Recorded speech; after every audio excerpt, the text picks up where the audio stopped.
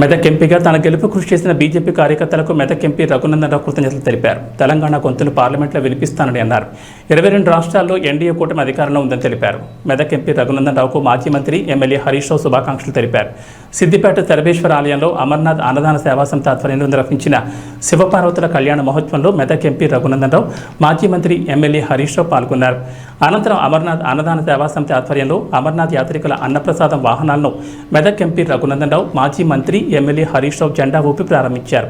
ఈరోజు ఆంధ్రప్రదేశ్ ముఖ్యమంత్రిగా ప్రమాణ స్వీకారం చేస్తున్న చంద్రబాబు నాయుడికి రఘునందన్ రావు శుభాకాంక్షలు తెలిపారు.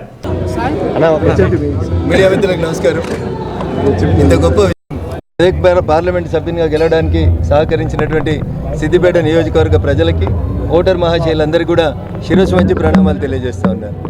నా ఈ గెలుపు లోపల సిద్దిపేట నియోజకవర్గ పరిధి లోపల వచ్చినటువంటి ఓట్లు, సిద్దిపేట ప్రజలు, ఓటర్ మహాశయులు చూపించినటువంటి అభిమానానికి జీవితకాలం రుణపడి ఉంటారని చెప్పి ఈ సందర్భంగా తెలియజేస్తా ఉన్నారు. నరేంద్రుడి నాయకత్వంలో మూడోసారి దేశంలో భారత ప్రభుత్వం ఏర్పాటు కావడం జరిగింది.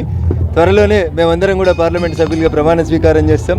తెలంగాణ ఉద్యమకారుడిగా, తెలంగాణ బిడ్డగా ఈ గడ్డకు రావాల్సినటువంటి ప్రతి అంశం విషయంలో, ప్రతి సమస్య విషయం లోపల రఘునందన్ ఎట్లయితే వాయిస్ ఆఫ్ వాయిస్లెస్గా తెలంగాణ శాసనసభలో పేద ప్రజల గొంతును వినిపించిండో, అట్లే భవిష్యత్తులో భారత పార్లమెంట్లో కూడా మెదక్ పార్లమెంటు కీర్తి ప్రతిష్టలను పెంచుతానని, ఈ ప్రాంత సమస్యలన్నింటినీ స్పష్టమైనటువంటి అవగాహన కలిగినటువంటి వ్యక్తిగా పరిష్కరించేందుకు నా శాయశక్తుల కృషి చేస్తానని చెప్పి ఈ సందర్భంగా తెలియజేస్తూ, నా ఈ విజయంలో సూర్యునితో పోటీపడి నాకంటే వేగంగా పనిచేసినటువంటి మా బూత్ కమిటీ అధ్యక్షులకి, శక్తి కేంద్రాల ఇన్ఛార్జీలకి, భారతీయ జనతా పార్టీ ఆత్మీయ కుటుంబ సభ్యులందరికీ కూడా శిరస్సు వంచి నమస్సుమాంజలు తెలియజేస్తూ, కొద్దిసేపట్లో ఎన్డీఏ భాగస్వామ్య పక్షాల కూటమి ఆంధ్రప్రదేశ్లో నూతన ముఖ్యమంత్రిగా చంద్రబాబు నాయుడు గారు ప్రమాణ స్వీకారం చేయబోతున్న సందర్భంగా వారికి శుభాకాంక్షలు, అభినందనలు.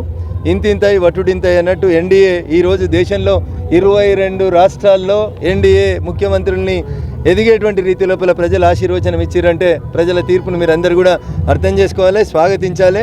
కేవలం 6 రాష్ట్రాలు మాత్రమే ఉన్నాయి. 28లో 22 రాష్ట్రాలు ఎన్డీఏ భాగస్వామ్య పక్షాల నాయకులు ముఖ్యమంత్రులుగా ఉన్నారు. ఇది ప్రజలు భారతీయ జనతా పార్టీ పట్ల ఎన్డీఏ భాగస్వామ్య పక్షాలు చూపిస్తున్నటువంటి అభిమానానికి, కృతజ్ఞతకి మేము శిరస్సు వంచి నమస్సుమాంజలి తెలియజేస్తూ, ఈ ప్రాంత బిడ్డగా ఈ గడ్డ అభివృద్ధికి అహర్నిశలు పనిచేస్తానని మరోసారి తెలియజేస్తూ, మొదటి కార్యక్రమం శివుడు ఆజ్ఞ లేకపోతే చీమ కూడా గర్వదని శివపార్వతుల కళ్యాణంలో పార్టిసిపేట్ అయ్యే అవకాశం కల్పించినటువంటి వైశ్య సంఘం పెద్దలందరికీ కూడా కృతజ్ఞతాభివందనాలు. జై హింద్, జై భారత్, జై శ్రీరామ్.